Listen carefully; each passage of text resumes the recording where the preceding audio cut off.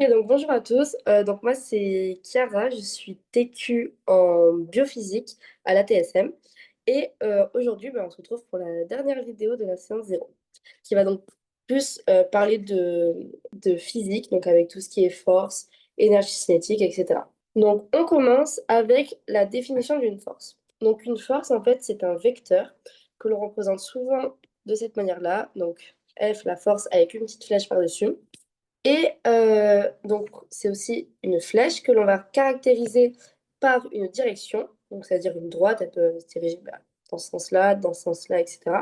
Avec un sens, donc le sens, ça va être où est-ce qu'on va mettre la pointe de la flèche. Si je décide de la mettre vers la droite, ça pourrait être très bien dans l'autre sens. Et enfin, une norme. Donc, imaginons que ici, ce soit notre vecteur U. Ben, sa norme, on va la noter de cette manière. Et la norme, en fait, ça va correspondre grosso modo à la longueur du vecteur.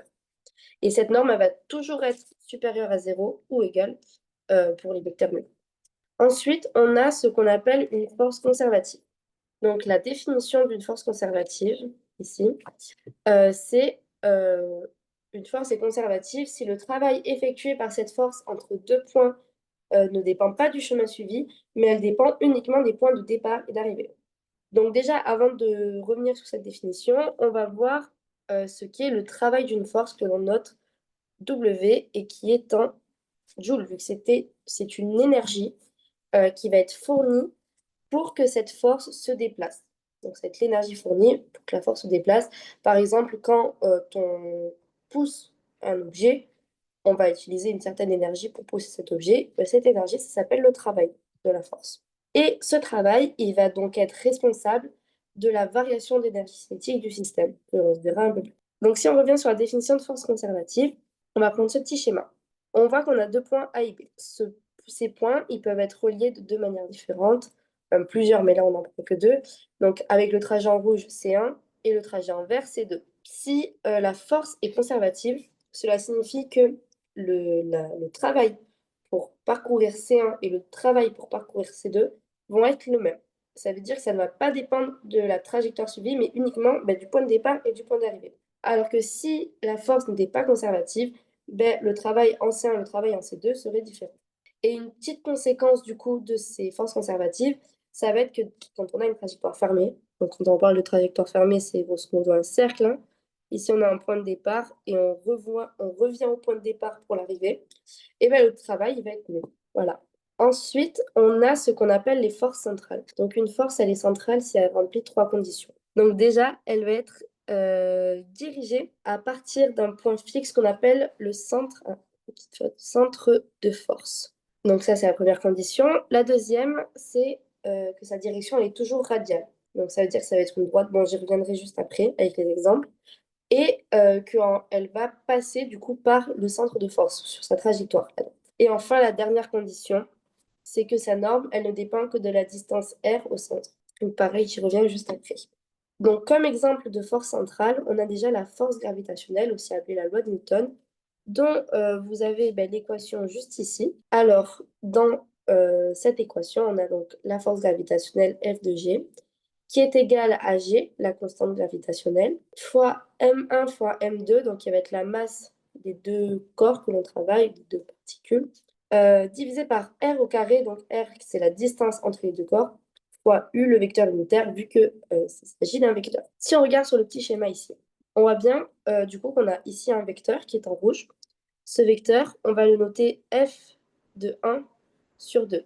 Ça veut dire que c'est la force qu'exerce la particule 1 sur la particule 2. On voit bien donc que cette force, elle va être dirigée vers un centre de force qui va tout simplement être le centre de la particule 1. La troisième condition, donc, c'est qu'il faut une direction radiale. On voit bien qu'ici, ça suit bien une ligne droite, et que cette ligne, elle passe bien par le centre de force. Et enfin, la dernière condition, c'est que ça dépend uniquement de R, donc qui est la distance entre les deux points. Ça, on ne peut pas trop prouver comme ça, mais voilà, c'est une des conditions de la force. Ensuite, si on prend un autre exemple, on a la force électrostatique, aussi appelée la loi de Coulomb, dont vous avez encore une fois l'équation juste ici. Donc là, on a F de E, donc force électrostatique, égale à 1 divisé par 4 fois pi fois epsilon 0. Epsilon 0, c'est la permittivité du vide. fois Q1 fois Q2, les charges électriques des particules, divisé par R au carré, encore une fois la distance entre les deux particules, fois ER, le vecteur unitaire. Si on reprend ici le petit schéma, on a toujours donc la force qui exerce le corps 1 sur le corps 2 en rouge, le centre de force, encore une fois, le centre du coup de la particule 1, la trajectoire est radiale et ça dépend bien de R. Et oui, donc j'ai oublié de le dire aussi pour la force gravitationnelle, mais on a bien des forces qui sont conservatives et centrales.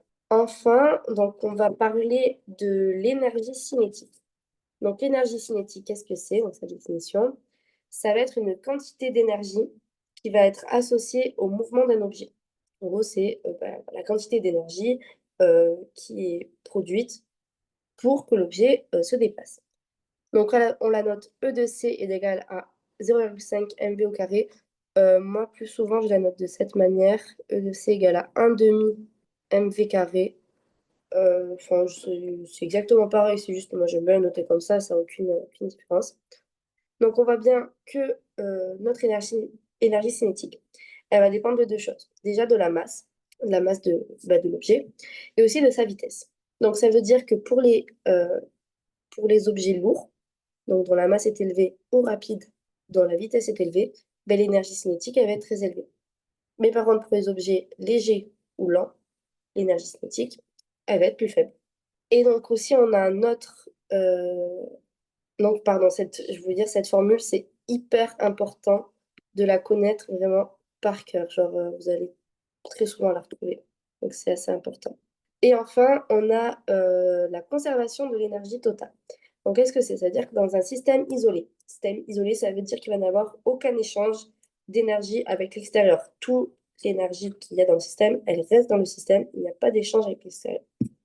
Donc, dans tout système isolé, la somme de toutes les formes d'énergie reste constante dans le temps. Alors, pourquoi on dit toutes les formes d'énergie? Parce qu'en fait, dans un système, il ne va pas y avoir qu'une seule énergie, il ne va pas y avoir que l'énergie cinétique.